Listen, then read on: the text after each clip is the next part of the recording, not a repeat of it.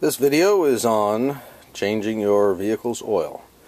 First thing I always say is reference your manual, spend the $25, $30, whatever it is, get the specific book for your vehicle, and change the oil many times, but I still give it a quick look just to see if there's anything I'm forgetting for the particular vehicle I'm doing. Then you get your stuff together. You get this pan with 17mm wrench. That's a little bonus of having the manual. I don't even have to crawl under to see what the oil plug size is. That section mentions it's a 17mm, not for this particular vehicle, which is a 96 Honda Odyssey. Got the oil change, oil filter wrench there, new filter. I get this pan handy to drain the oil into. What I always like to do too is when you got your vehicle on a flat surface, just give a look at the oil dipstick there before you do anything. You can see that that is at the top mark there, so this is full. So when I take the oil out, I'll know if there's any question basically that if I put the same amount of oil in as will come out, then it should be good. Okay, this might be a little difficult to show from this vantage point. Once you have your vehicle raised, safely supported, and if you're not sure that it's safely supported, don't even think about continuing with this, like anything else you do in your vehicle. Anyway, if you can see, there's the oil filter. I'll be putting my oil filter wrench on that. It's the old, like anything else you go to remove, lefty-loosey, counterclockwise to take it off. And there's my socket wrench with the 17mm socket here to loosen off the oil pan plug. Looks like this oil pan took a little dent there, but it's not leaking or anything, so I won't concern myself with that. Now, depending on the last person that changed the oil in this, we'll see how tight that's going to be. There you go. Loosen that off.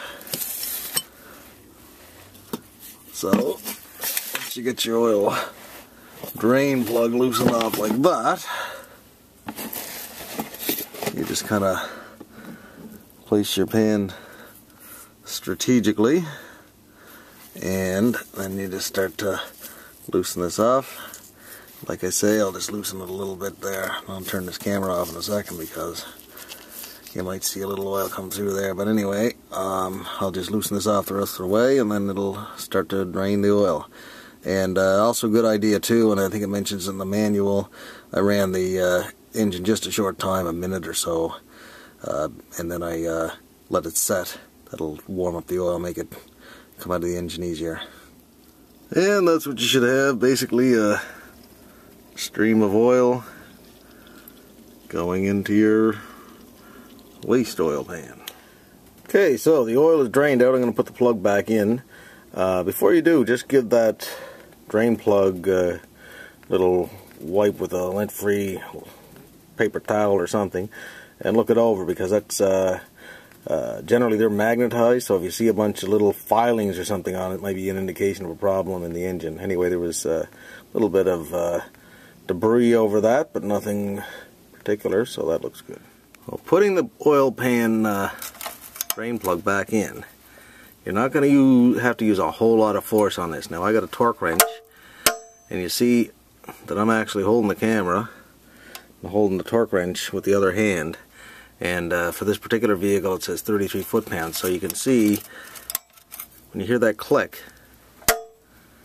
that is the torque wrench indicating I've got that amount of pressure. So I didn't put a whole lot of pressure on that, as you could tell, to have that oil plug.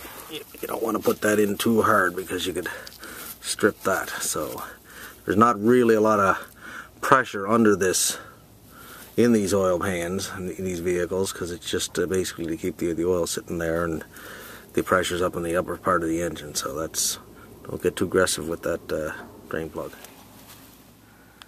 Okay, I suspect this is kind of a spare beater vehicle for me, and I suspect that I must have changed the oil the last time, because I'm kind of a proponent of not getting putting something on maybe a little loose and just watching to see if it's okay. Now this vehicle's got at least more miles on it than it should since the last time the oil was changed. I suspect probably about 10,000 or so miles since the last time I did this. But anyway, I went to get my my filter wrench, but just beforehand I tried to give it a turn, and I don't know if you can see that. I can actually turn that filter. So I probably put it to spec, or so that kind of goes to show too that you don't have to be particularly aggressive with these oil filters. I'm not going to turn that any more than that. I think you can probably see that moving there. So that goes to show that you don't really have to get too aggressive with them, because now I probably put it on relatively tight as per whatever the manual said, but as the filter probably heated up and everything, it may expand a bit or whatever as far as the rubber gasket goes. But anyway, that's what you want to do. I'm not going to turn that anymore. Hopefully you can see that is turning, and I just keep going with that mode because the oil is going to start coming out here shortly. So I'll just turn it the rest of the way off. I'm always a little bit paranoid about these air oil filters for no particular reason, but I'll always take the old one because we know it was the proper fit, and I'll lay the new one on top of it, looking to make sure that that rubber gasket is the same size, because that gasket part, that's what's actually going to be sealing this, the seal up against the engine. And as you can see, this one is the same size. And also it's a good idea to get some oil, they even recommend in the book, and rub it around that rubber gasket just so it's not dry. Now they're referring to clean oil. Like I said before, this is kind of just an old beat or spare vehicle here, so I don't get too worked up about it. But anyway, little thing is that does add a bit of oil onto that rubber gasket there. Okay, so the new filter is on. And you can see, hopefully, as I spin that should spin right nice and easy on there. Now, after this, the rubber hits the actual mounting on the engine block, which is, I think, about now. Just keep a vantage point, something in your mind of where that hits. That's touching now. The manufacturer will always have writing on the filter or something. So after you hit that point, you're going to want to tighten that filter a half to a 3/4 of a turn beyond that. And then afterwards I'm going to take some paper towel like I have here and wipe all around that filter, all around the oil plug. Well, I already cleaned that up, because after we do this we're going to run the engine and we're going to be looking for leaks. So if you haven't cleaned it up, it'll be hard to tell if there's a leak or just debris. Okay, so after I took my oil pan with all the refuse oil in it and poured then the oil out of the oil filter into the same pan, I put it into this jug here, which is going to the recycle station. Drop that off sometime, and there's I think it was 4.5 liters in this, and here's the new one. There's about 5 liters in it. So I'll put 4.5 liters of the new oil into the engine here, and then of course I'll take it for a little drive, park it somewhere and check the oil again. Anyway, so then you take your filler cap off your engine and put a clean funnel in there and take your new oil, and you get the idea. I'll do this with 2 hands. Anyway, you just put your oil into the filler cap there. Okay, so everything is put back together. I cleaned up around the oil drain plug and the filter, like I mentioned. The cap is back on to the oil crankcase. What I always do, they don't mention this in the book or anything, but I was taught this as a teenager when I first started changing oil in vehicles, so it's not a bad idea to just kind of do a little something like this. Turn the vehicle over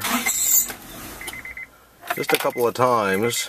Like I say, you don't have to do this, but it makes sense to me, because as it starts to turn over, it'll kind of, the pressure will fill the oil filter and get a little bit of oil happening up around the rings and that kind of thing. So I'll just do that a couple of times just to make sure everything is seems to be okay. I'll have a little look, out here.